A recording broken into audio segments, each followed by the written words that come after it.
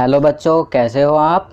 आज हम कक्षा 4 हिंदी की वर्कशीट हल करेंगे जिसका उपविषय है चित्र वर्णन। तो चलिए वर्कशीट हल करते हैं। प्रश्न 1, चित्र देखकर चित्र का वर्णन अपने शब्दों में करो। बच्चों, आप देख सकते हैं कि यहाँ पर एक चित्र दिया हुआ है। आप इस चित्र को देखकर इसका वर्णन अपने शब्दों में करेंगे। आप वर्णन करते वक्त ये ध्यान रखेंगे कि चित्र में आप जो भी चीज़ें देख रहे हैं आप उनके बारे में बताएंगे और लिखेंगे। जैसे कि आपको चित्र में क्या दिखाई दे रहा है, यह चित्र एक पार्क का है।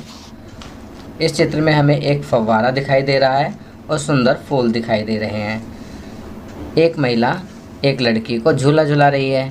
दो बच्चे पेड़ के पीछे खेल रहे हैं। एक लड़का और एक लड़की सीसा झूले पर बैठे हैं और एक बच्चा पतंग उड़ा रहा है। तो इस प्रकार आप इस चित्र का वर्णन कर सकते हैं अपने शब्दों में। आपकी सुविधा के लिए मैं इस चित्र का वर्णन इस प्रकार कर रहा हूँ। यह एक पार्क का चित्र है। पार्क में एक सुंदर फव्वारा है और उसके पास सुंदर फूल खिले हुए हैं। पार्क में बेंच व कुर्सी भी है। चित्र में एक लड़की को उसकी माँ झूला झुला रही है। चित्र में दो बच्चे पेड़ के पीछे छिपकर खेल रहे हैं। चित्र में एक बच्चा पतंग उड़ा रहा है। एक लड़का व एक लड़की सीसा झूले पर बैठे हैं। तो बच्चों, आप इस प्रकार चित्र का वर्णन कर सकते हैं। चलिए आगे बढ़ते हैं। चित्रों द्वारा अभिव्यक्ति। प्रश्न 2, एक चित्र बनाओ जिसमें कोरोना महामारी के संकट के समय लोगों को जागरूक किया गया हो। अपनी अभिव्यक्ति के लिए एक शीर्षक दीजिए और एक स्लोगन भी लिखिए। तो बच्चों, यह कार्य आपको स्वयं करना है। आपकी सहायता के लिए मैं यहाँ पर आपकी मदद करने की कोशिश करता हूँ। यहाँ पर मुझे जो स्लोगन सूझ रहा है वह है कोरोना से बचाओ। तो हाँ बच्चों, मैं शीर्षक में लिखूँगा कोरोना से बचाओ। इसके बाद अब हमें चित्र बनाना है। तो चित्र आप अपनी समझ से बनाएंगे।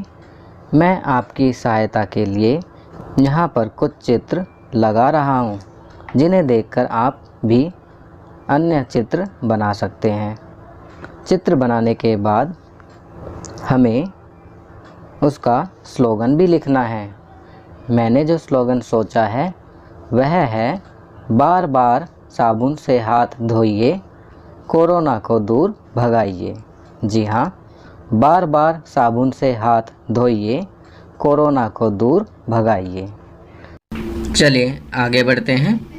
अब यहाँ अध्यापकों के लिए निर्देश। छात्रों को प्रतिदिन सुलेख लिखने के लिए प्रेरित करें। कुछ पंक्तियाँ व शब्द उदाहरण के लिए अवश्य दीजिए।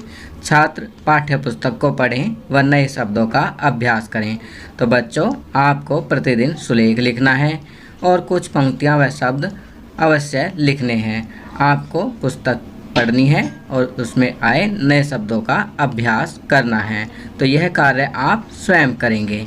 चलिए आगे बढ़ते हैं। संस्कारशाला। छोटी छोटी पर बड़ी बातें। घनघोर अंधेरा एक तरफ, छोटे से दीपक की रोशनी एक तरफ। मुश्किलें कितनी भी हों, दीपक की तरह डटे रहो। सफलता तुम्हारे कदम चूमेगी। खाना पीना। सफ़ेद रंग के खाने पीने के पदार्थ जैसे दूध, दही, मक्खन, लस्सी, चावल, ब्रेड इत्यादि में से अपनी पसंद का खाना खाना। खेल। परिवार के सदस्यों के साथ लूडो खेलना। गतिविधि। माँ के रसोई के काम में हाथ बटाना। चलिए आगे बढ़ते हैं। दैनिक दिनचर्या। प्रतिदिन स्नान करें। अपने माता पिता का अभिवादन करके अपने दिन की शुरुआत करें। अपने दांतों को दिन में 2 बार ब्रश करें। प्रतिदिन स्नान करें। खूब पानी पिएं और संतुलित आहार लें। अपने चेहरे को छूने से बचें और अपने हाथों को बार बार धोएं। चलिए आगे बढ़ते हैं। भारत की स्वतंत्रता के 75वें वर्ष के अवसर पर की जाने वाली गतिविधि। आपको स्वतंत्रता नहीं है विषय पर कुछ पंक्तियाँ लिखिए। तो बच्चों, यहाँ पर आपको कुछ पंक्तियाँ लिखनी है आपको स्वतंत्रता नहीं है पर। तो यह कार्य आप स्वयं करेंगे। आपकी सुविधा के लिए मैंने यहाँ पर कुछ पंक्तियाँ लिखी हैं। आप भी इसी तरह से कुछ पंक्तियाँ अपने बारे में लिखेंगे आपको स्वतंत्रता नहीं है के ऊपर। मुझे स्वतंत्रता नहीं है अकेले बाजार जाने की, बाजार में बिक रही चाट पकौड़ी खाने की।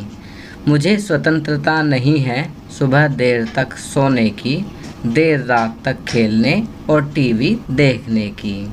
तो बच्चों, ये कुछ लाइनें मैंने लिखी हैं कि स्वतंत्रता नहीं है के ऊपर।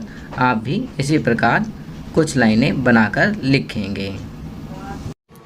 तो बच्चों, ये वर्कशीट यहाँ कंप्लीट होती है। अगर ये वीडियो आपको अच्छी लगी तो इसे लाइक एंड शेयर ज़रूर करें। अन्य विषयों पर बने हमारे लेटेस्ट वीडियोस को देखने के लिए चैनल को सब्सक्राइब करना ना भूलें और देखते रहिए हमारा channel knowledge kingdom. Thank you.